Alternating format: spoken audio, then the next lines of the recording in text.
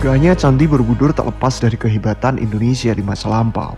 Seperti ucapan Bung Karno, agar kita mempelajari api sejarah, sudah sepatutnya kita tahu bagaimana Candi Borobudur tersebut megah berdiri hingga saat ini.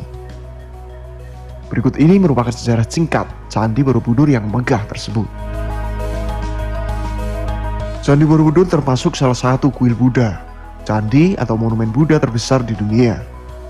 Karena kemegahan dan keagungannya, candi yang dibangun pada abad ke-8 ini sudah ditetapkan oleh UNESCO sebagai salah satu warisan kebudayaan dunia.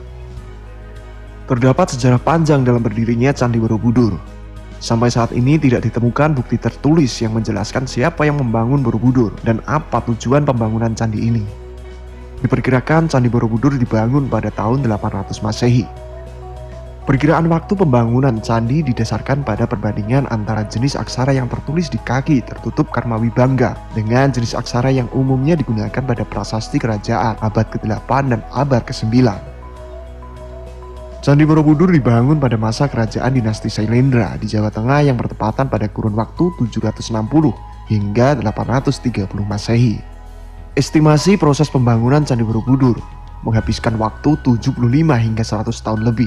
Konon, Candi Borobudur baru benar-benar rampung 100% pada masa pemerintahan Raja Semaratungga pada tahun 825 Masehi. Karena kurangnya bukti tertulis dan otentik, membuat sejarah pembangunan Candi Borobudur masih sedikit kabur. Yang jelas, Candi Borobudur dibangun saat kejayaan dinasti Sailendra. Selain itu juga sempat ada ketidakjelasan Candi Borobudur peninggalan agama apa, apakah agama Buddha atau agama Hindu. Diketahui bahwa warga dinasti Sailendra adalah penganut agama Buddha aliran Mahayana yang sangat taat.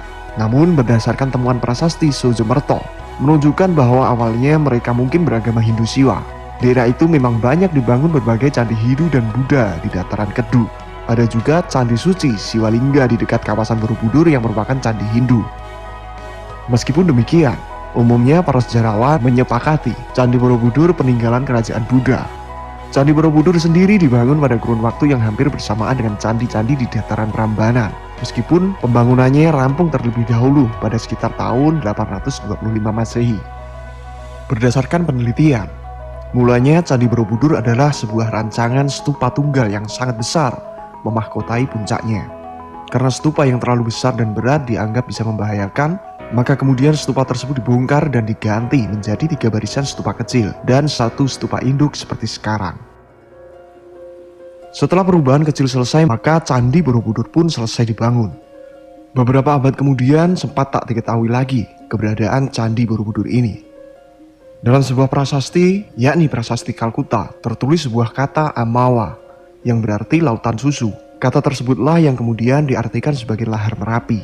Dari sini lalu muncul dugaan bahwa hilangnya Borobudur akibat tertimbun lahar dingin Gunung Merapi. Lalu pada masa Perang Inggris-Belanda dalam memperebutkan Pulau Jawa, Jawa di bawah pemerintahan Britania pada kurun 1811 hingga 1816 Masehi. Thomas Stamford Raffles ditunjuk sebagai Gubernur Jenderal dan ia memiliki minat istimewa terhadap sejarah Jawa. Ia mengumpulkan artefak-artefak antik kesenian Jawa kuno dan membuat catatan mengenai sejarah dan kebudayaan Jawa yang dikumpulkan dari perjumpaannya dengan rakyat setempat.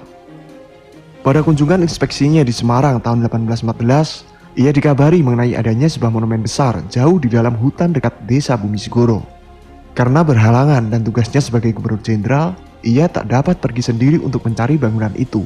Lalu kemudian Raffles mengutus H.C. Cornelius, seorang insinyur Belanda, untuk menyelidiki keberadaan bangunan besar tersebut. 2 bulan kemudian Cornelius beserta 200 bawahannya menebang pepohonan dan semak belukar yang tumbuh di Bukit Borobudur dan membersihkan lapisan tanah yang mengubur candi ini. Karena ancaman longsor, ia tidak dapat menggali dan membersihkan semua lorong. Ia melaporkan penemuannya kepada Raffles, termasuk menyerahkan berbagai gambar sketsa Candi Borobudur. Meskipun penemuan ini hanya menyebutkan beberapa kalimat, Raffles dianggap berjasa atas penemuan kembali monumen ini, serta menarik perhatian dunia atas keberadaan monumen yang pernah hilang tersebut. Lalu pada tahun 1835, seorang pejabat pemerintahan Hindia Belanda di Karsdinand bernama Hartman meneruskan kerja Cornelius. Hingga pada akhirnya tahun 1835, seluruh bagian bangunan telah tergali dan terlihat. Minatnya terhadap Borobudur lebih bersifat pribadi daripada tugas kerjanya. Hartman tidak menulis laporan atas kegiatannya. Secara khusus beredar kabar bahwa ia telah menemukan arca Buddha besar di stupa utama. Pada 1842, Hartmann menyelidiki stupa utama, meskipun apa yang ia temukan tetap menjadi misteri, karena bagian dalam stupa tersebut ternyata kosong. Proses penelitian Candi Borobudur yang dilakukan oleh pemerintahan Hindia Belanda ini terjadi selama puluhan tahun. Dalam kurun waktu yang cukup lama tersebut, Borobudur juga menjadi korban keserakahan para penjajah.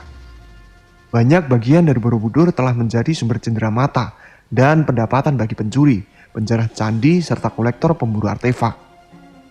Salah satu bagian yang paling banyak dicuri adalah kepala arca Buddha. Karena untuk membawa seluruh bagian dari arca Buddha tersebut tidaklah mudah. Oleh karenanya, para pencuri arca sengaja menjungkirkan dan menjatuhkan patung tersebut hingga kepalanya terpenggal.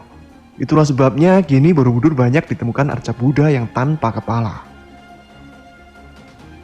Tindakan penjarahan situs bersejarah ini bahkan salah satunya direstui oleh pemerintah kolonial.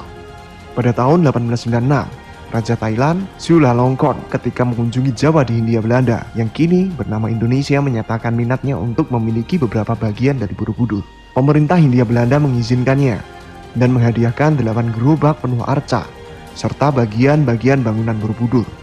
Artefak yang diboyong ke Thailand antara lain 5 arca Buddha bersama dengan 30 batu dengan relief, 2 patung singa, beberapa batu berbentuk kala, tangga dan gerbang, dan arca penjaga Dwara Pala yang pernah berdiri di Bukit Dagi beberapa ratus meter di barat laut Borobudur. Beberapa artefak ini yaitu arca singa dan Dwara Pala kini dipamerkan di Museum Nasional Bangkok.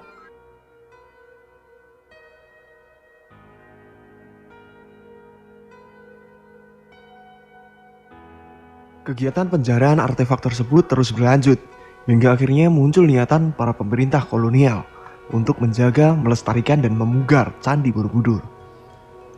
Proses pemugaran ini terjadi pada tahun 1900 Masehi. Dibentuklah komisi yang terdiri atas 3 pejabat untuk meneliti monumen tersebut, yang terdiri dari seorang sejarawan seni bernama Brandes, seorang insinyur dan tentara Belanda bernama Theodor van Erp, dan insinyur ahli konstruksi bangunan Departemen Pekerjaan Umum bernama Van de Kamer. Pemugaran candi dilakukan dengan memperhatikan banyak hal. Hal-hal yang dilakukan antara lain adalah perbaikan sistem drainase, pengaturan sudut bangunan, pemindahan batu yang membahayakan, penguatan pagar langkan pertama, dan pemugaran terhadap relung, gerbang stupa, dan stupa utama. Dalam proses pemugaran tersebut juga dilakukan pembuatan pagar halaman candi dan pembersihan kawasan. Proses pemugaran Candi Borobudur dilakukan pada kurun waktu 1907 hingga 1911 Masehi. Setelah Indonesia merdeka, pemerintah pun beberapa kali melakukan pemugaran meski berskala kecil. Pada akhir 1960-an, pemerintah Indonesia telah mengajukan permintaan kepada masyarakat internasional untuk pemugaran besar-besaran demi melindungi monumen ini. Pemerintah Indonesia bekerja sama dengan UNESCO mengambil langkah untuk perbaikan menyeluruh candi dalam satu proyek besar yang dimulai sejak tahun 1975 hingga tahun 1982. Setelah renovasi, tepatnya pada tahun 1991, UNESCO kemudian memasukkan Candi Borobudur ke dalam daftar situs warisan dunia dan masuk dalam kriteria budaya. Itulah penjelasan singkat mengenai sejarah penemuan Candi Borobudur hingga tahap restorasinya. Semoga tayangan video ini bermanfaat dan membuat kita semakin paham serta tidak melupakan sejarah.